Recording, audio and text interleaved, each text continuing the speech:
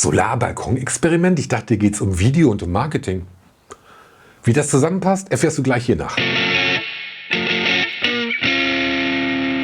Dieses Solarbalkon-Experiment mache ich für Video Oldenburg. Also sprich für die Groovies, die ich mache, die Videos, die ich mache. Dieses Solarbalkon-Experiment, also dieses Experiment für Balkonkraftwerk, Solartechnik für Video Oldenburg, soll mir halt die Erkenntnis bringen, ob und wann es mir möglich ist, die Klimaziele für Unternehmen bis 2030 klimaneutral zu produzieren, zu erreichen. Ich weiß nicht, ob das jetzt schon in 2023, 2024, 2025 sein wird, aber ich fange jetzt erstmal an. Ich muss jetzt mal rausfinden, wie viel Strom habe ich, wie viel Strom verbrauche ich bei meinen Videoproduktionen und dann gucken, wie viel davon kann ich mit Solarenergie betreiben. Weil ich mache Filme, ich mache Videos. Das heißt, das Wichtigste, um Videos zu machen, ist Licht. Ich brauche Licht, am besten Sonnenlicht. Ich liebe Tageslicht, Sonnenlicht ist die Haut am natürlichsten. Und wenn Kunstlicht, dann eben in der Farbtemperatur von Tageslicht. Und dieses Licht, dieses Sonnenlicht, strahlt quasi direkt oder indirekt als Reflexion auf meine Sensoren der Kamera. Die Elektroden da drin, die werden befeuert und dann kann die Kamera quasi mir ein Abbild geben von dem, was sie sieht. Also sprich, ein Video, eine Aufnahme. Ich kann das hinterher schneiden etc. pp. Aber darum geht es nicht, sondern jetzt geht es darum zu sagen, okay, jetzt kann die Kamera mit dem Sonnenlicht mir Bilder erzeugen. Wie wäre es, wenn die Sonne jetzt auch noch die Kamera mit Strom versorgt?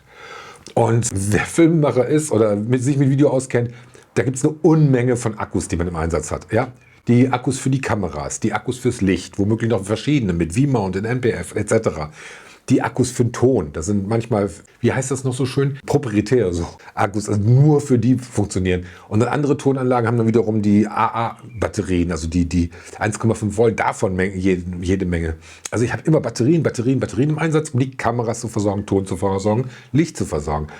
Und ich bin das mal durchgegangen, also wenn ich muss nicht immer alles laden, weil das macht ja auch keinen Sinn. Wer sich mit Ladegeräten auskennt, so ein bisschen weiß, dass man das nicht mal alles machen muss oder nicht alles vollladen sollte.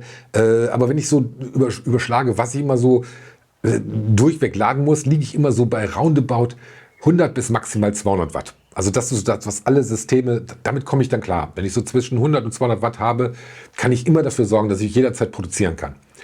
Von der Kameraseite her. Dann kommt noch der Schnitt dazu, das ist MacBook Pro oder MacBook Pro Max, was dann auch nochmal 100 Watt frisst, also bin ich bei 300 Watt.